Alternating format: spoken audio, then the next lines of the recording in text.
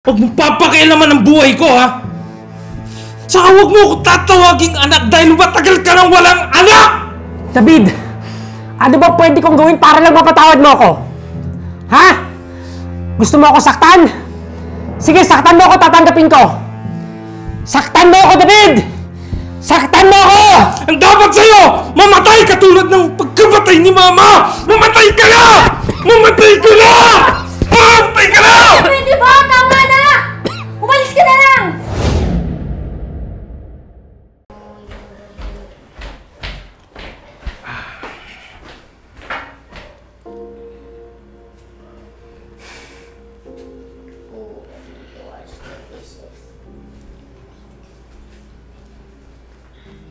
Anong ginagawa niyan dito, Chang?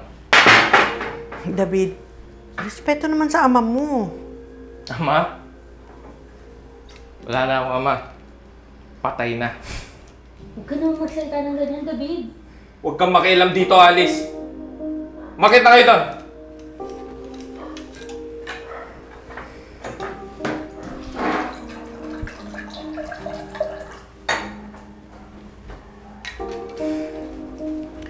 David, kung ano man yung mga nangyari nun, pwede ba kalimutan na lang natin? Kalimutan, Chang? Alin? Yung pang-abandon na niya sa amin? Yung halos hindi na niya nakita yung pagkawala ni Mama sa mundo? Yung ba, Chang? Anak, patawarin mo sana ako sa mga nagawa ko sa inyo ng mama mo. Huwag mo akong matawag-tawag na anak. Dahil wala ka ng pamilya.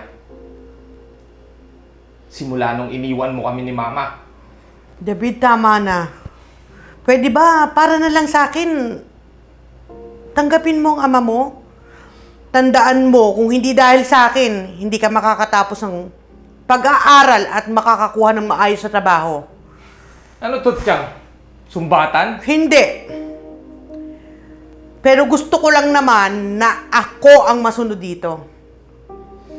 Kapalit ng lahat ng natulong ko sa'yo at sa pamilya mo, tanggapin mo ang ama mo.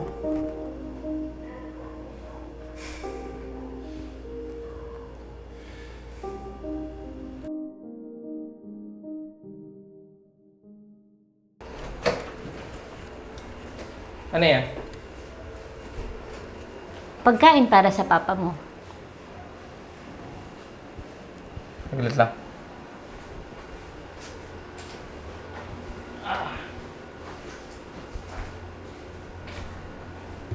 Yan na. Ano yan, David? Pinagkakainan ng aso natin yan. Para sa papa mo yan. Huwag ka nang makialam. Matulog na kayo. Grabe ka naman sa tatay mo, David. Sinabi na matulog na kayo eh. Huwag mong antayin na pati tayo mag-away. Matulog ka na.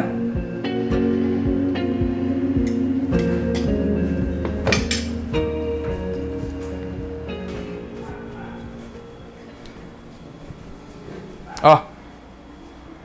Kumain ka. Oh. Kunin mo!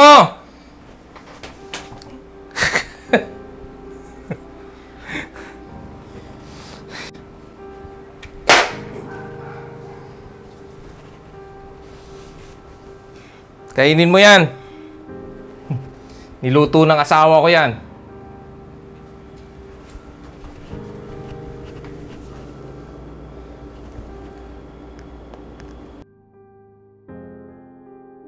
Niloloko mo ko, David. Niloloko mo kung gago ka.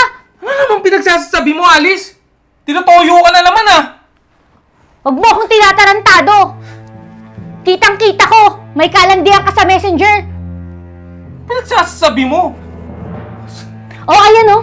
Tignan mo. Ba't mo ba kasi pinapakilaman yung messenger ko? Sinabi ko na sa'yo, kaklase ko to sa US. Nakikipagbiruan lang. Huwag kang baliw, Alice. Baliw? Galit na galit ka sa tatay mo dahil sinira niya yung pamilya niyo. Pero ikaw mismo ang sumisira sa pamilya natin. Huwag mo akong itutulad sa kanya, Alice. Wala kang alam! Ano ba? Nasasaktan ako, David! Huwag mo ako ihalin tulad sa hayop na yun! Hindi kami parehas! Tama na, nasasaktan ako! Na huwag mo kong ikukumpara sa kanya, Alice. Umalis ka! Oo! Alis ako! Talaga? Anak, kalma lang. Mag-usap na lang kayo ng maayos ng asawa mo. Buntis siya. Makakasama sa kanya stress. Unawain mo na lang siya, anak, at maging mahinahon. Ayos pala eh, no? Huwag mo papakialaman ang buhay ko, ha? Saka huwag mo ko tatawaging anak dahil matagal ka nang walang anak! David, ano ba pwede kong gawin para lang mapatawad mo ako? Ha? Gusto mo ako saktan? Sige, saktan mo ako, tatanggapin ko. Saktan mo ako, David! Saktan mo ako! Ang dapat sa'yo, mamatay katulad ng pagkamatay ni Mama! Mamatay ka na! Mamatay ka na! Mamatay ka na! Pwede ba? Tama na! Umalis ka na lang! Magsama-sama kayo! Pabwisit!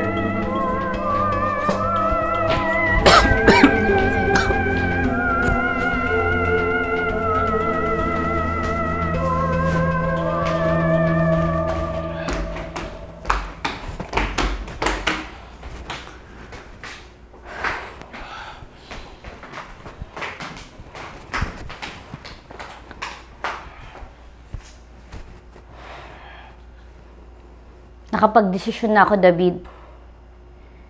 Hindi ko na kaya yung ugali mo. Nilalamon ka na ng galit mo.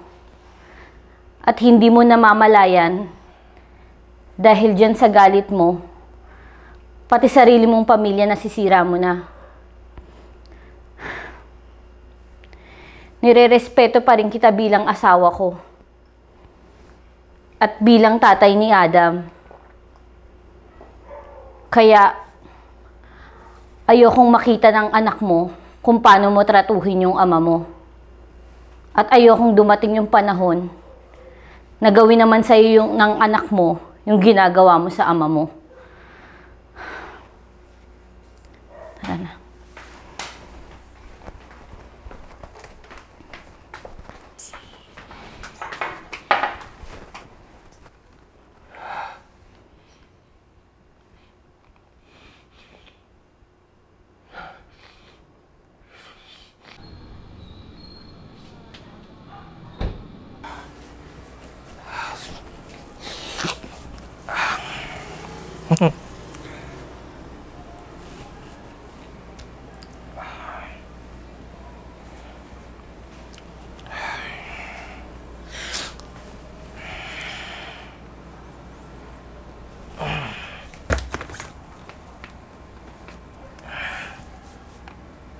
David!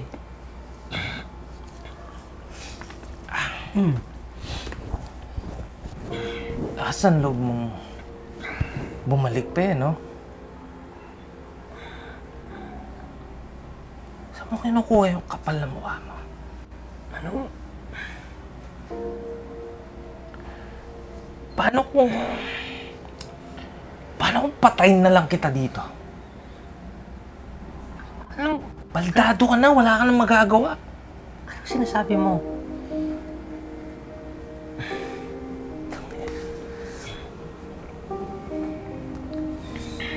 Alam ba, minuto gusto kitang patayin. Hanggang ngayon nagkakandaleche-leche yung buhay ko dahil sa'yo! Di ko alam sinasabi mo. Hanggang ngayon! Ikaw yung dahilan! Hanggang ngayon! Ikaw yung sumisira sa buhay ko! David! David! Ano gagawin mo? David! Papatikin ko sa iyo yung galit ko! Ano gagawin mo? Papatikin ko sa iyo yung galit ko! Ano gagawin mo?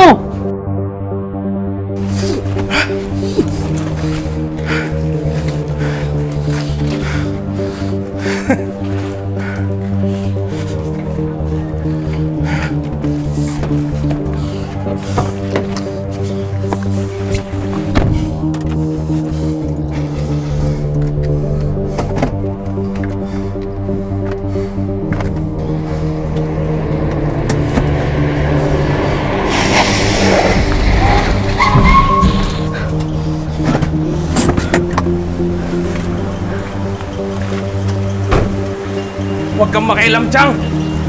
Tama na, David! Tama na!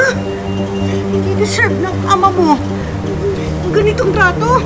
Tanggalin mo yung galit yan sa dibdib mo. Walang masamang ginawa sa'yo ang ama mo. Nagpakahirap siya sa ibang bansa para sa'yo. At para sa mama mo. At alam ko na alam mo na ang mama mo ang nagloko at nangaliwa. Huwag mong itamay dito si Mama! Ipinapaunawa ko lang sa'yo, David. Nagdusa ang ama mo sa ibang bansa nung malaman niya yung pangangaliwa at pagluloko ng mama mo. At yun yung naging reason kung bakit siya nakagawa ng masama at nakulong siya kasi nasaktan siya eh. At gustuhin man niya na ipaalam sa inyo yung nangyayari sa kanya doon, wala siya magawa. Nagdusa siya sa kulungan. David! Habang ang iyong ina dinala hanggang libing ang kasinungalingan na inabandon na kayo ni Kuya Celso. David, biktima lang ang ama mo dito. Wala siyang masamang ginawa sa'yo.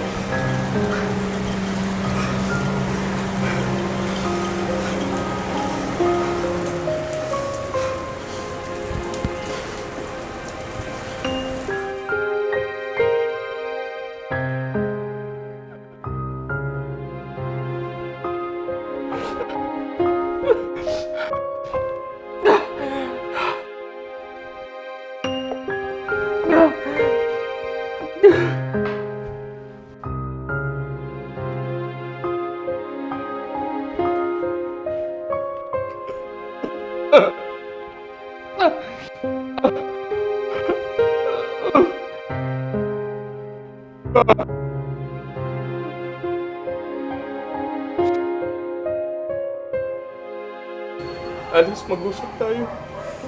Ayusin natin ang pamilya natin.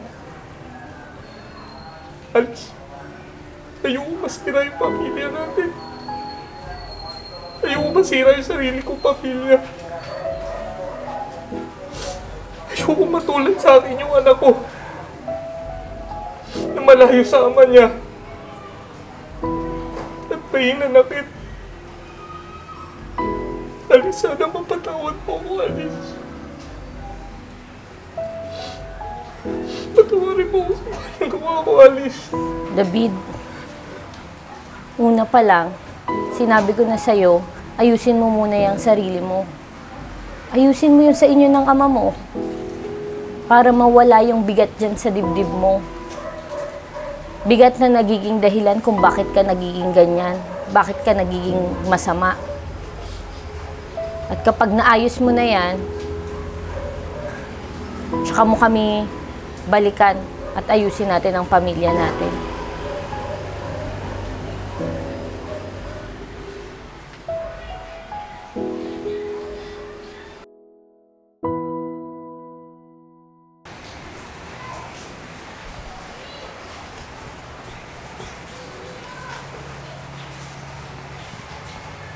Pa?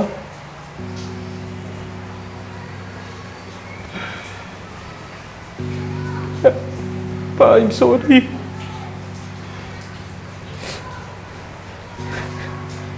I'm sorry sa lahat ng nagawa ko sa'yo. Sa lahat ng pagkakamali ko. Sa mga maling inisip ko sa'yo. At masasamang ginawa ko sa'yo, Pa. I'm sorry. David, naintindihan kita. Alam ko kung saan nanggagaling yung kuot at galit dyan sa puso mo. Kaya yung patawad, hindi mo pa hinihingi ay binibigay ko na sa'yo. Patawarin mo din ako dahil hindi ako nagkaroon ng lakas na loob na sabihin sa'yo totoo. Dahil ayokong masira at mawala ang pagmamahal mo sa iyong ina. Kaya kung ano man yung nalalaman mo katotohanan sa nakaraan, kalimutan mo na. At mahalin mo ang iyong ina. Pa. Salamat. Salamat pa.